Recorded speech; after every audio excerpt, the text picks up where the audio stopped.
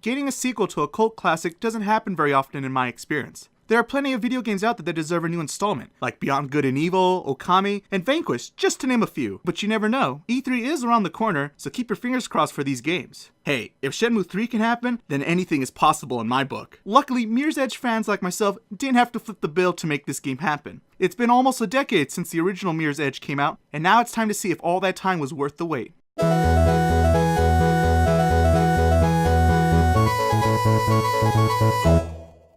What's up, people? Welcome to RoR Reviews, where I, Rayden, rain upon video games and anime with an anocly until the sun sets. Today I'll be taking a look at the video game Mirror's Edge Catalyst. Mirror's Edge Catalyst is roughly a 8 to 15 hour first-person action platformer, which pretty much makes it its own genre. The publisher of this title is EA, and is developed by DICE, the same developers behind the many Battlefront games and the first Mirror's Edge. The game is available for the PlayStation 4, Xbox One, and PC. My thoughts and game footage come from the PS4 version of the game. The ESRB gave Catalyst a teen rating for its mild language and violence. At the time of this review, you can purchase a new copy of this game for about $60. Mirror's Edge Catalyst is not a direct sequel to the 2008 game, but a reboot of the franchise similar to the recent Star Fox Zero. And you thought Hollywood was the only one that does that. The world of Catalyst takes place in a dystopic city called Glass, where a select few families control everyday life in society. These families are often referred to as the conglomerates. Most of the citizens of the city work for these conglomerates mindlessly in order just to survive. However, there are some people out there who rebel against the corporations, called runners. Runners live freely by jumping from rooftop to rooftop delivering packages not safe for your local post office. You play as one of these runners named Faith Connors. In the beginning of the game, Faith is released from prison for being an illegal runner. Upon her release, she meets up with Icarus, a new fellow runner from her old running crew. Faith and Icarus head back to their secret headquarters to meet up with their leader and ex-runner, Noah, who Faith is very close to. On the way there, members of Dogen's crew remind Faith that she owes a massive debt to Dogen for not completing her original run and getting caught by the police. If you're wondering, Dogen is a sort of crime boss that hates the bigger families and wants power of his own. Forgive me if this sounds a bit confusing. Apparently there was a Mirror's Edge comic that explains all of this better, but they don't really cover this information in the game, so it's hard for me to explain it myself. Back to the game's plot. After a short reunion with some old friends, Faith finds herself sneaking into a government building during one of her runs, and stumbles upon valuable data that could potentially hurt one of the most powerful men in their society, Gabriel Kruger, CEO of Kruger Security, aka KSEC, the military-like police force that controls most of the city. And it just so happens Kruger is also the same man who murdered Faith's family years ago when she was still a young child. What a coincidence, I know. After a brief encounter with Kruger, Faith manages to escape the government building with the vital information in hopes to clear her debt with Dogen and avenge her fallen family. In retaliation, Kruger uses all of his power and resources to hunt down runners in order to stop Faith before she can ruin his evil plans. Can Faith outrun KSEC and expose the corruption that has infected her city? Stay tuned to find out. I have to admit I was a bit confused with the setup of the story. Many of the details I described in my synopsis wasn't very clear to me in the beginning, and it wasn't until I spent multiple hours into the game that I finally got a sense of who these characters are and what are their motivations. Maybe you should put important exposition in the game and not force players to go read a comic. The overall story structure of Catalyst was fine to me. It's nothing you haven't seen before and is fairly predictable as dystopic tales go. But I wasn't expecting a fantastic story about rebels fighting against the almighty oppressive government. Having said that though, I had a lot of complaints towards the story's climax. I would go into details of what didn't work for me and why, but I can't because of spoilers. What I can say though is that I became extremely frustrated by certain characters' actions and some of the narrative decisions the writers came up with in hopes to create more drama and conflict. I felt like the writers were trying to create this huge imaginative world full of rich characters because many people complained about the story and characters from the first game and ended up overthinking certain elements of the story. However, like I said before, the overall story didn't bother me that much. What did bother me though was the characters that inhabited this world. Some of the characters come off one-notish. Noah's your positive father figure, and Icarus is your annoying younger brother that deep down you care about, which I'm okay with in comparison to some of the more annoying characters you meet in this game.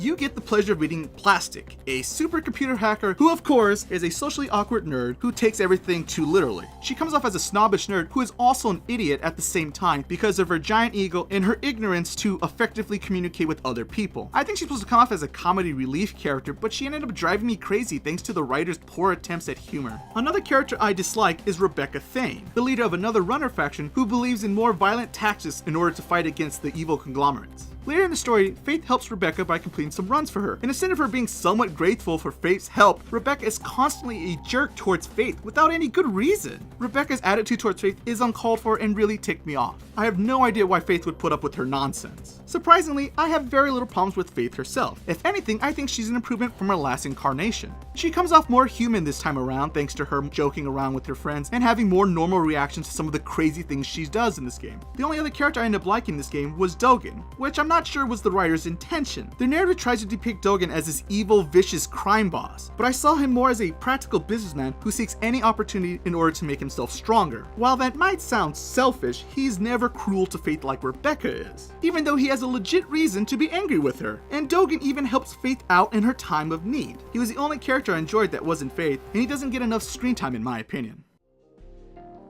The actual gameplay can be a bit hard to describe to others since there are not many games out there like Mirror's Edge Catalyst. To oversimplify, it's parkour, the video game. You run around rooftops in an open world to get to point A to point B, usually in a limited amount of time. However, that's not why people bought the first game. People loved the first game for its sense of movement and challenge of never losing momentum. Thankfully, that same feeling comes through in Catalyst as well. Faith can be very acrobatic as she traverses through the futuristic city. She can perform some ridiculous jumps, slide under objects, run across walls, shimmy on ledges, and all kinds of stuff. She's like Mario, minus the iconic mustache. Doing ludicrous acrobatic maneuvers in milliseconds was very thrilling for me, and is a very unique experience that I've never felt before in a video game except for the original Mirror's Edge. However, there were also times that the controls weren't working for me. You see, many of Faith's actions are done using the L1 button on the DualShock 4 controller, and depending on the player's timing and position on the game map, they might accidentally do something they didn't intend to do. There were times when I just simply wanted to jump, but I ended up wall running instead, which led to my death more than a few times. The controls reminded me of Assassin's Creed's control scheme, if you're familiar with those games. I wish the game designers utilized some of the other buttons on the controller to prevent these moments of frustration. Speaking about poor game design, I'm still curious what the thinking was behind adding a RPG skill level tree in this game. As you progress in the game, you earn skill points for completing story and side missions. With enough points, you can level up and learn a new skill. These skills allow you to improve Faith's abilities in 3 categories. These skills can help you move faster in the game's environment, increase your combat strength, or upgrade your gadgets. My concern is the way the game is designed. Players can't access certain points of the open world map from the beginning because they need a certain tool or skill in order to reach that new area, similar to a Metroidvania game, which I don't mind. My point is, why have a skill tree if you're going to lock players out anyway, instead of automatically unlocking these new areas by completing story missions? If the game allowed players to travel anywhere on the game map from the get-go, then it would make more sense to have the skill tree. However, the game doesn't let you do that and locks you away to certain areas until you progress so far in the story. They should have just stick to the Metroidvania setup. The biggest improvement by far to me is the game's combat system. Many people didn't care for the combat in the previous game and the poor use of gunplay, including myself. On the bright side, I am happy to report that Faith does not use any guns in Catalyst. Not only that, but her hand-to-hand combat feels much better this time around. The feeling you get from drop kicking your enemies from high above is really satisfying. The game even lets players hit and run their enemies to avoid much of the game's combat if that's what the player so chooses. Heck, the developers promote this kind of thinking by creating the Focus Shield. The Focus Shield allows Faith to take extra damage from her enemies. The only way to activate the shield is to keep Faith constantly moving. This gives the player even more reason to never stop and keep their momentum going, which I think is a fun challenge. I would argue that much of the game's replay value will come in the form of completing all of the side quests. I would estimate most gamers could beat Mirror's Edge story in about 8 hours. Completionists could easily double that number, if not more, by doing all of the game's side missions. I'm afraid though that the side missions don't offer much variety. Once again, you run from point A to point B in a limited amount of time. The only thing that changes is your motivation to do these tasks. Run around the rooftops to distract the cops. Run around the rooftops to get the high score. Run around the rooftops to deliver packages. Run around the rooftops to deliver the other packages. It can get tiresome if you don't appreciate the challenge of finding the quickest way around the map by pulling off the perfect run. There are also a ton of collectibles as well. These collectibles, such as microchips, VR orbs, audio recordings, documents, and plenty of other stuff, give you extra skill points and more reason to keep playing.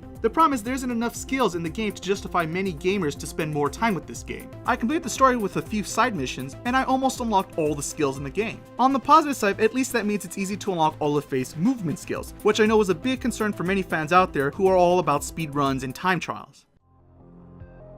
Visually, Catalyst has a very distinguished look to it, like its predecessor. The game's color palette seems to favor more lighter colors, and there's a good reason for that. The game does have a map to help players navigate through the city, but instead of having a mini map in the corner of the screen or having a giant crazy taxi-like arrow pointing your destination, the environment around you changes to the color red. The parts that change red inform the player what is the most direct path to their destination. The contrast between the white rooftops and your red GPS makes it very clear to the player where they need to go and how to get there. The graphical power of this game is impressive. Seeing the endless skyscrapers in the horizon and the city streets below can be jaw-dropping at times. I also really liked how you can see face body in first person at all times. I know it's a silly thing, but when I play first person games and I can't see my avatar's feet, it always bothers me. Unfortunately, I did come across a couple presentational mishaps with the game. There were times when textures struggled to load on time as I ran across the rooftops. Some enemies would freak out on me when they died in certain positions. The game's load times are also a little slow for today's standard, and Faith's character model doesn't move her lips when she talks during gameplay. While none of these issues were game-breaking for me, I did want to make a note of them and hope DICE will address these problems in a future patch. The voice performances here are fair enough. Nobody stood out as terrible. Any problems I might have had in that department came from the game's writing, not the actors. The sound effects do a great job of creating the illusion that you are indeed running at full speed on top of these enormous skyscrapers. The most disappointing audio aspect of Catalyst, in my opinion, is its soundtrack. The soundtrack has a very calming electronic tone to it most of the time. I would say it's similar to the original game, but not as memorable. To be completely honest though, slow electronic music really isn't my thing, so maybe you'll appreciate it more than I did. Mirror's Edge Catalyst attempts to reinvigorate the gaming industry with its unique premise and cult following, but fails to learn from its past mistakes in some regards. The story tells a more epic tale, yet falls apart towards the end. Faith is a more likable character, though most of the other characters come off as either boring or annoying. The game gives players an amazing sense of speed and challenge running around from rooftop to rooftop, but offers very limited variety in terms of gameplay, and does not have much replay value unless you're a completionist. The controls can be spot on, as well as unpredictable at times. The combat is more optional and is more fun this time around, though the skill tree seems unnecessary. Visually, the game stands out thanks to its modern graphics and unique use of contrasting colors. I wish the soundtrack and voice acting was more distinguished as the visuals, but they didn't ruin my experience with the game either. The mere existence of this game should be celebrated for being a new entry to a franchise gamers have demanded for many years, including myself. However, I must try to be fair in my reviews by analyzing them with my heart as well as my head. With that in mind, I give Mirror's Edge Catalyst a 3 out of 5 and a recommendation to play it. It is a unique gaming experience like no other, but doesn't do anything extremely different from its 8-year-old counterpart. If you like the previous installment or like the idea of a first-person platformer, then this game might be for you. If you're looking for an amazing story or an easy game to master, then this game might not be for you. But hey, that's just my opinion. Have you played Mirror's Edge Catalyst? What did you think about it? What is one of your favorite cult classic video games? What other game series should be brought back from the dead? Please leave your comments below. Well, that about concludes my review for today. If you enjoyed this review, please be sure to give me a thumbs up by clicking the like button. And if you want to keep updated with all my video reviews, please be sure to subscribe to my channel, Rayden Reviews, where I plan on having many more reviews of video games and anime. I am on social media if you're into that kind of thing, and I provide links for those in the description below. Thank you so much for watching. I was Rayden, and I'll see you guys again when the sun rises out.